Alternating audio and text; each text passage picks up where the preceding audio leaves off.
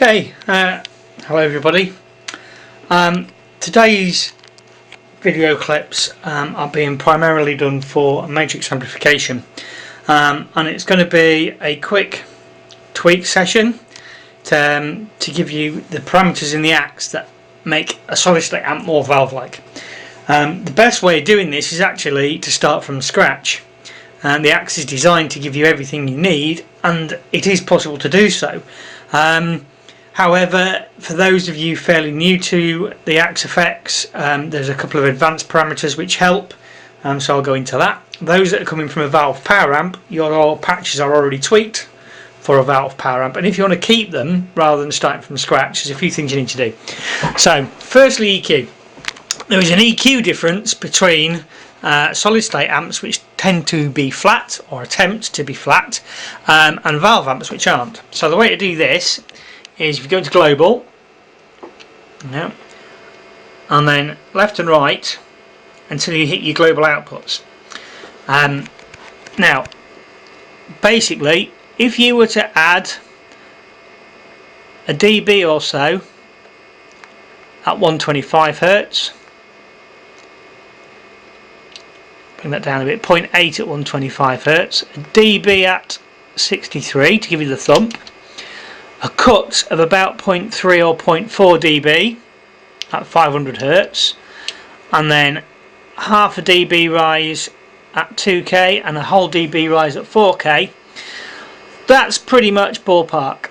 Now different amps are slightly different. High gain ones have harmonics going on, clean ones need a bit of sparkle, so that is very broad brush. You need to EQ within your patches as well, but that gives you roughly the kind of figures that a valve power amp uses, or a valve power amp generates over flat. Bit of presence, slight cut in the mids, and a little bit of kick. So that's that part. Once you've done your global, you need to look at your patches. Now in the amp sim, which is where you're going to do most, or in fact if not all, of the tweaks, firstly I would say add a bit of presence on page 2, a little bit more presence than you've got in your valve power amps, for the same reason that valve power amps have that little brightness, and it also adds a little bit of sparkle. For the rest of it, it's all about feel.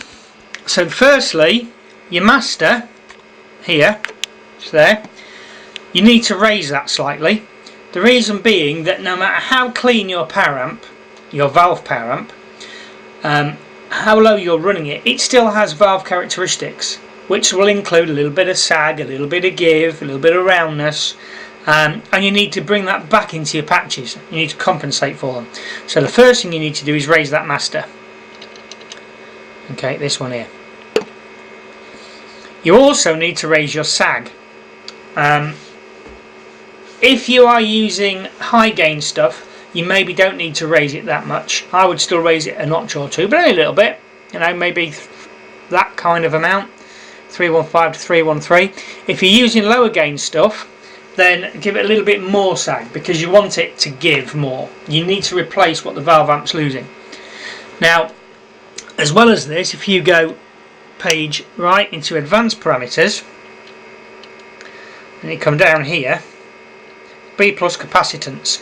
This is how quickly, for want of a better word, that sag happens. The higher figure, or the higher the figure that is, the tighter the attack, and then you get the juiciness afterwards. The lower the figure, the more immediately it happens. So the bouncier you notice, the rounder you notice. So high gain stuff, you may want to raise that slightly to compensate for the extra master that you've got. So that you keep your attack. If you just raise the master and the sag, you will lose some of the attack that you need for the high gain sound.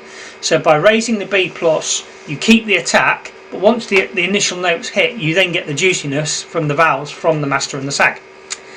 If you're using clean or traditional non-master volume amps, then lower that.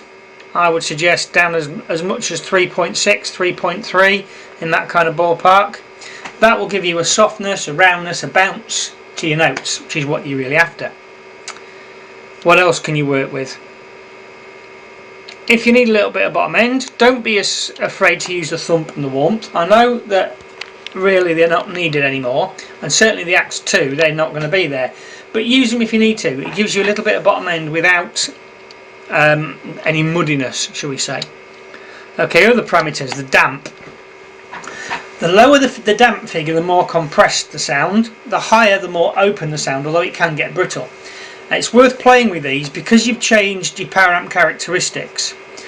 Personally, I find if you want a really tight high gain sound, just raise the damp slightly.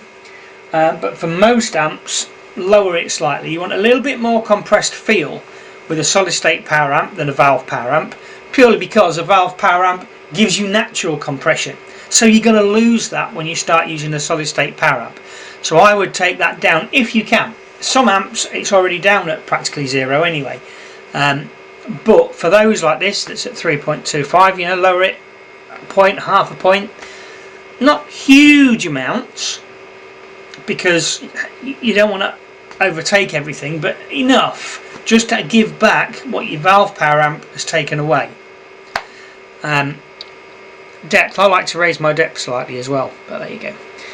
Realistically, that's all you need. Those couple of parameters are pretty much all you need. The normal caveats of low cuts, high cuts, etc. are the same as any other patch. We're not going to go into those because there's no need to. This is purely about how to get a patch designed for a valve power amp to work with a matrix, or any solid state power amp in fact. And if you're new to the game, the kind of parameters you want to be looking at to give the feel, not the tone, the feel. The global EQ is purely there. Really, you shouldn't use that if you're not coming from a valve power amp. And really, you ought to EQ your patches for your correct power amp, which I have now done. But if you want to use your stock patches that you were created on a valve power amp, that's a kind of global broad brush EQ that will make it happen. That's it. That's all you need to do. Once you've done those, then it's just a case of fine tweaking your patches to work with a matrix. That's it.